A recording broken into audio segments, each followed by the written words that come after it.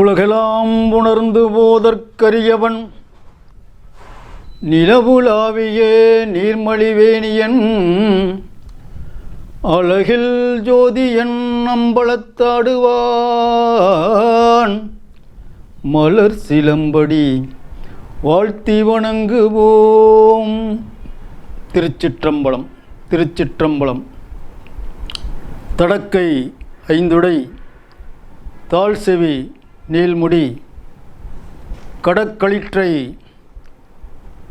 கருத்துள் இருத்துவாம் முருகனாயானார் அடியார்க்கும் அடியேன். சுந்தர சுவாமிகள். அன்பார்ந்த மெய்யன்பர்களே, சென்ற வாரத்திலே மூர்த்தி நாயனாருடைய அந்த கதைகளை எல்லாம் கேட்டோம். இந்த வாரத்திலே சிறப்பானதொரு முருகநாயனார் அவருடைய கதைகளை பற்றி இன்றைக்கு கேட்டவிருக்கின்றோம். அதற்கு முன்னாலே ஒரு 4-5 நண்பர்கள் அப்படியே வெளியே சென்று ஒரு பார்க்கிலே அமைந்தார்கள். பக்கத்திலே பார்த்தீங்கன்னா ஒரு டிஃபன் கடை. பக்கத்தில் வந்து உரையாடல் பண்ணாங்க. அந்த உரையாடலில் ஒரு விஷயம் வந்துச்சு. நண்பர்கள் இல்லையா, ஏதோ விளையாட்டாக ஏதாவது சொல்லிக்கிட்டு இருப்பாங்க.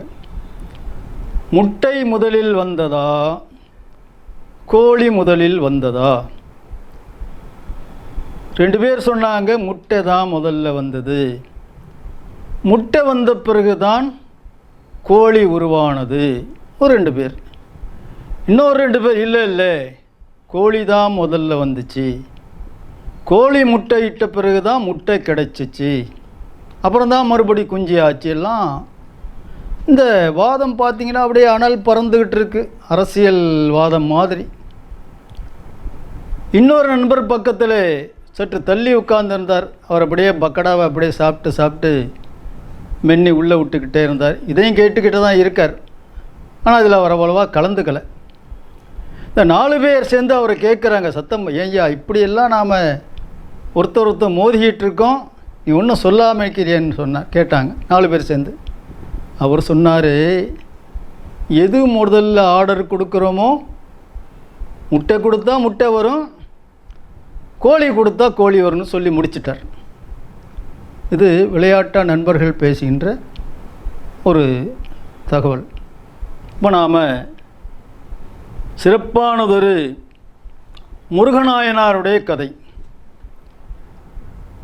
கூந்தலிலே மலை சூடி மலைமகளான உமாதேவியார் தம்முடைய தளிர் கைகளாலே சிவபெருமான் திருமேனியை தழுவி இருப்பார்கள்.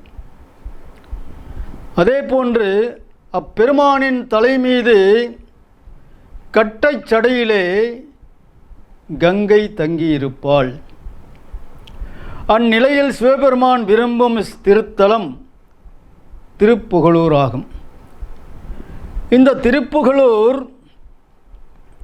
நன்னிலம் அருகே நாகை ரோட்டில் 2 மைல் தொலைவிலே இருக்கின்றது. அந்த ஊர் மணிமுடி சோழர்களுடைய காவிரி வளநாட்டிலே அமைந்துள்ளது. பல்வேறு வகையிலே பெருமை கொண்ட ஊர். ஊரில் பெருமை வாய்ந்த திருப்புகழூரிலே மேன்மையான அந்தலர் குலத்திலே முருகநாயனார் எனும் ஒரு பெரியவர் தோன்றினார். அவர் நான்மறைகளை நன்கு கற்றவர். ரிக்வேதம், யஜுர்வேதம், சாமவேதம், அதர்வண வேதம் என்று இந்த 4 கலைகளையும் அந்த 4 மறைகளையும் நன்கு கற்றவர். முந்தைய மெய்ப்பலனாலே சிவபெருமான் வரிசடையிலே அணிவிப்பதற்காக பல்வேறு மலர்களையெல்லாம் பறிப்பது அவருடைய வழக்கமாக இருந்தது. முருகநாயனார் நான்மறைகளை முன்பு சொன்னதைப் போல நன்கு உணர்ந்தவர், ஞான மார்க்கத்தின் எல்லையை கண்டவர், சிவபெருமானது திருவடியிலே நிறைந்த அன்பினால் உருகும் மனது கொண்டவர், முன்பு சொன்னதைப் போன்ற முந்தைய தவப்பயனினாலே சிவபெருமானுக்கு வரிசடை மேல் அணிவிப்பதற்கு தினசரி திருப்பள்ளி தாமங்களும் பறித்து குறிப்பிட்ட அந்த திருப்புகழூர் ஆலயத்திற்கு அந்த சிவபெருமானுக்கு அணிவிப்பார். அது மட்டுமல்ல, வைகரையிலே துயிலெழுந்து நீராடிவிட்டு மலர்த்தோட்டங்களுக்கு செல்வார். மலர்த்தோட்டங்களுக்கு சென்று முருகநாயனார் வாசனையுள்ள மலர்களை மட்டுமல்ல, மலரும் நினைவிலே முட்டாக இருக்கின்ற, மலரும் தருவாயிலே இருக்கின்ற அந்த மலர்கள் எல்லாம் பழிப்பார்.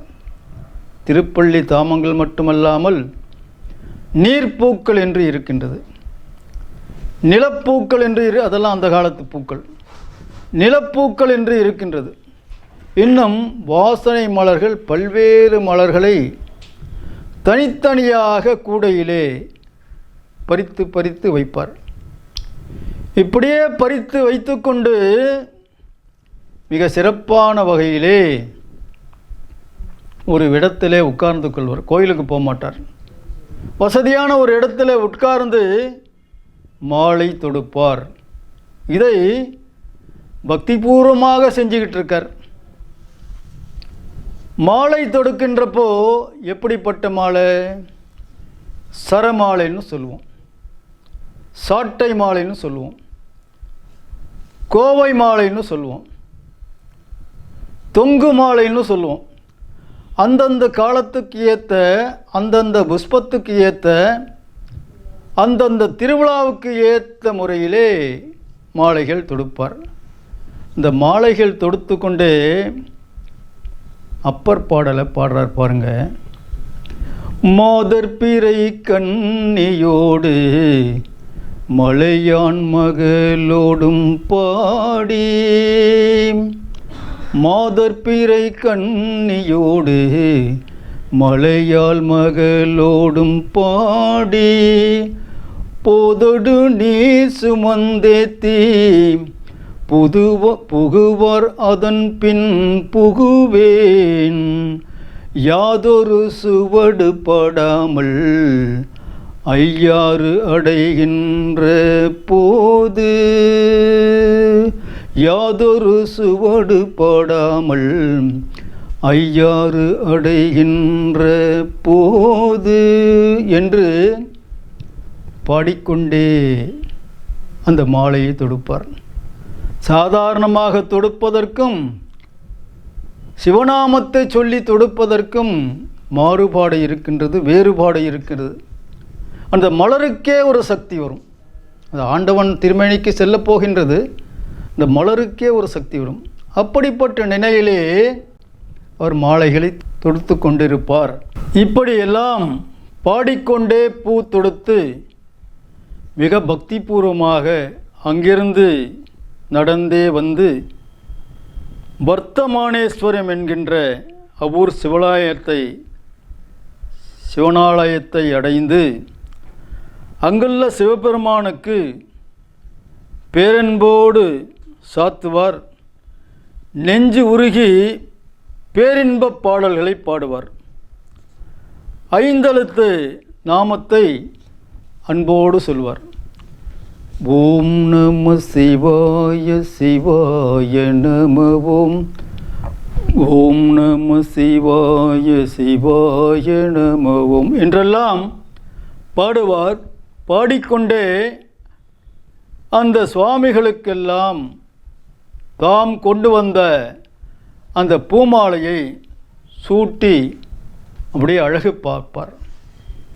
மாலை போட்டு ஒரு வாட்டி பார்ப்பார், மாலை போடாத முன்பு பார்ப்பார், அனைத்து மாலைகளும் போட்ட பிறகு பார்ப்பார், பரவசம் அடைவார், சிவநாமத்தை சொல்லிக்கொண்டே இருப்பார். இப்படியெல்லாம் பாடி தினசரி நடக்கின்ற இந்த காட்சி. ஒரு நாள் மெய் மறந்து மீண்டும் பாடுகிறார். காதல் மடப்பிடியோடு களிறு வருவதை கண்டேன். காதல் மடப்பிடியோடு களிறு வருவதை கண்டேன். கண்டேன் அவர் திரு பாதம். கண்டேன் அவர் திரு பாதம். கண்டறியாதன கண்டேன். கண்டறியாதன கண்டேன். கண்டேன் அவர் திரு பாதம். இப்படி பாடிக்கொண்டே பரவசத்தோடு அந்த சிவபெருமானை வணங்கிக் கொண்டே இருக்கின்றார். முருகநாயனார் திருஞான சம்பந்த பெருமானுக்கு நண்பர். திருஞான சம்பந்தருக்கு அப்பொழுது 16 வயது. அவர்கள் தந்தை மற்றவர்களெல்லாம் இருந்து அவருக்கு திருமணம் செய்து வைக்கின்றார்கள். திருமணம் முடிந்து விட்டது. அப்போது உலக வாழ்க்கையிலே அவருக்கு பற்றில்லாதனால் சிவபெருமான்கிட்ட வேண்டுகோள் விடுக்கிறார். இந்த கணமே உங்கள் திருவடியில் நான் அடைவதற்கு சரியான தருணம் என்று சிவபெருமான் சொன்ன உடனே சிவபெருமான் அந்த திருமணம் என்கின்ற அந்த ஊரிலே, திருப்பெருமணம் என்ற அந்த ஊரிலே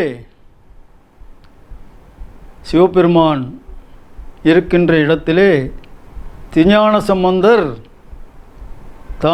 தானும் தான் மனைவியும் கல்யாணத்துக்கு வந்திருக்கின்ற உறவினர்கள் எல்லாம் அந்த திருப்பணம் என்கின்ற அந்த ஆலயத்திற்கு வந்தார்கள். திருப்பெரும் பணம்.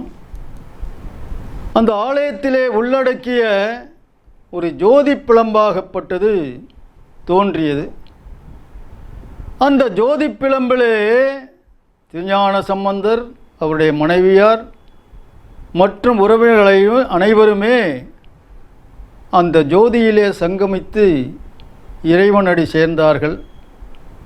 அந்த வகையிலே நண்பன் என்ற வகையிலே முருகநாயனார் சென்றதால் அந்த ஜோதி பிழம்பிலே அனைவரோடு சேர்ந்து அவரும் சிவகதி அடைந்தார். இறைவனுடைய திருப்பாதத்தை கண்டேன் கண்டேன் அவர் திருப்பாதம், கண்டிராததை கண்டேன் என்று அப்பர் பெருமான் பாடியது போன்று முருகநாயனாருக்கு அப்படிப்பட்ட ஒரு மோட்சம் கிடைத்தது. இந்த வகையிலே முருகநாயனாருடைய கதையை நிறைவு செய்கிறேன். நன்றி, வணக்கம். அனைவருக்கும் வணக்கம். திருச்சிற்றம்பலம். திருச்சிற்றம்பலம். ஆறிரு தடந்தோள் வாழ்க, அருமுகம் வாழ்க, வேற்பை கூறுசை தனிவேல் வாழ்க, குக்குடம் வாழ்க, செவ்வேல் ஏரிய மஞ்சை வாழ்க, ஆணைத்தன் அணங்கு வாழ்க, மாறிலா வள்ளி வாழ்க, வாழ்க சீரடியாரெல்லாம். திருச்சிற்றம்பலம். அனைவருக்கும் வணக்கம். அடுத்ததொரு சிவனடியாருடைய நிகழ்ச்சியிலே அனைவரும் சந்திப்போம். நன்றி, வணக்கம்.